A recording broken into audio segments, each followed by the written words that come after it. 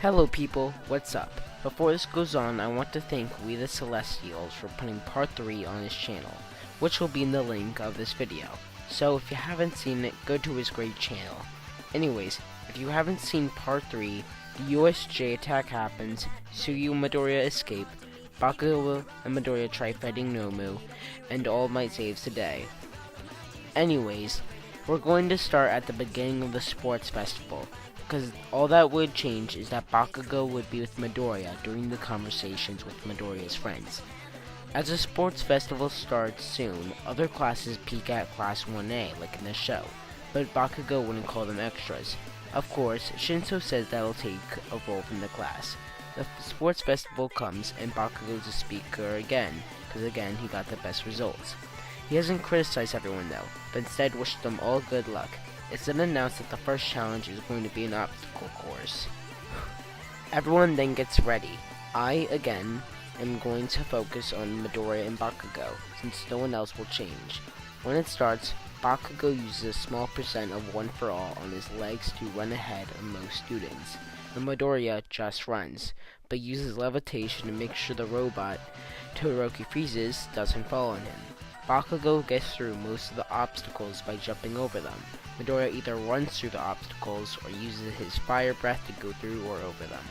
Todoroki is still in the lead like the anime, but the final stretch, Bakugo is just a bit over his limit and beats Todoroki being first, leaving Todoroki getting second. Midoriya finishes the race getting third, and the rest stay the same except Mineta, but again, we don't know the other students enough, so we'll just have to ignore that. Everyone who got in the passing ranking gathers up to hear what the next challenge is. It's drumroll, please. It's the cavalry battle. Why would it change? Midnight then announces the rules and the points from last to first. When she gets to Bakugo, she announces that he has 1,000,000 points, and everyone turns.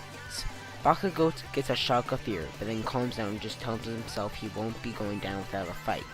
That's when Midoriya and Uraraka approach him and ask if he wants to team up with them. Uraraka saying that friends should work together, and Midoriya agreeing, but also says that they aren't just going to let people go for their friend.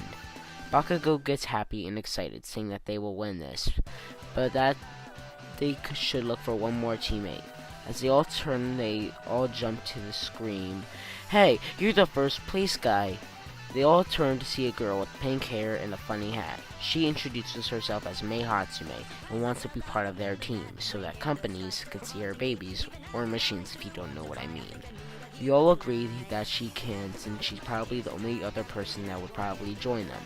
They get in the formation where Bakugo is on top, Midoriya is in the front, and Hatsume and Uraraka are in the back. Hatsume gives Bakugo a jetpack, but Bakugo says that's not necessary. They start off pretty well protecting Bakugo and stealing headbands until Monoma attacks them. He takes Bakugo's headband, says what Class B's plan was all along, and runs off. Bakugo then tells Midoriya to catch him when he says so, and jumps at Monoma. Bakugo breaks through that one kid's air shield and gets the headband back, but not before Monoma touches Bakugo's arm. Monoma then uses One for All on Bakugo, but Bakugo jumps back just enough so he only gets hit by the force of wind. Midoriya then catches Bakugo with his levitation. As they get back in formation, they hear screams of pain. They turn to see all of Monoma's arm is broken and asks, "What is wrong with that kid's quirk?" They then realize Monoma's quirk is copy, and Midoriya then says, "Good thing you asked about how to control that quirk, Kachan, or else who knows how bad your body would be." After calming down from what just happened, a blur runs past them, and Bakugo realizes what just happened. Todoroki stole one of their headbands. Bakugo then gets mad and jumps at them. Todoroki puts up an ice wall, but it gets destroyed by a punch by Bakugo and Midoriya's fire breath. Bakugo then uses One for All to fly through the air and grab one of Todoroki's headbands before Midoriya pulls him back. With 10 seconds left, Moma laughs, asking if they really thought Todoroki wouldn't shuffle his headbands around. Bakugo then looks at the headband he grabbed and makes a face of horror, but then laughs about how he can't hold it in any longer, and asks if they even looked at the headband they grabbed for them. Todoroki looks down and his eyes widen. It wasn't over a million points, but 645 points. This is assuming that Tokoyami grouped in Bakugo's original group. Bakugo then asks if they thought he wouldn't hide the headband with the stolen ones, and they just stand there phased. That's when the game ends with Bakugo's team as the winner. Now for my brain's sake, I'm going to say that everyone that won the manga and anime still wins, but there are different ranks.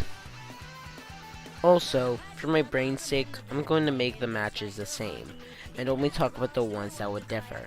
Although this time, when Ojiro talks to Midoriya about Shinso's quirk, Bakugo's there with him.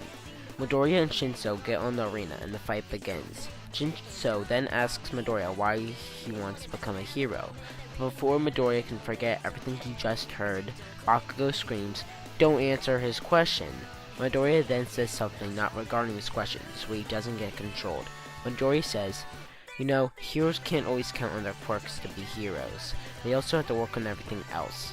I'm not going to use my quirk, not because that I see down on you, but because I don't want to fatally injure you." Most of this is because he grew up with Bakugo. Bakugo had the ability to get the strength of a hero, but the only problem was he didn't have the hope, so he knew what he was talking about. The two start the brawl using strength alone. In the end, Midoriya wins. But before Shinso walks away, he asks Midoriya what's his name. Midoriya replies and freezes. Why did he just say that? He then realizes something. He still can control his body. Shinso then laughs for a second and thanks Midoriya for the fight and lesson, and next time they fight, he'll be much stronger. Then all the other battles happen, and they're all the same up till the final match of the first rounds. Uraraka versus Bakugo. Bakugo and Uraraka get on the stage and the match starts. Bakugo runs at Uraraka and punches her with one for all. Uraraka goes flying and crashes onto the ring. Bakugo then realizes he may have overdone it and runs up to Uraraka to see if she's alright. Although, as it gets to her, she slaps his leg and Bakugo starts to float. Uraraka then kicks Bakugo so that he floats so the stadium isn't under him. She then says release, but Bakugo aims a punch at the ground, who fly back at the stadium. He then does a punch aimed at Uraraka when he lands, so that she gets blown by the wind. Uraraka goes flying, but catches herself by touching herself. She then releases, but falls on the ground, realizing that she released over the ground and not the stadium. Bakugo wins, and Bakugo runs over to ask if she's alright. She says she's fine and has a temporary battle scar, which is a giant bruise. Bakugo apologizes and she says it isn't necessary.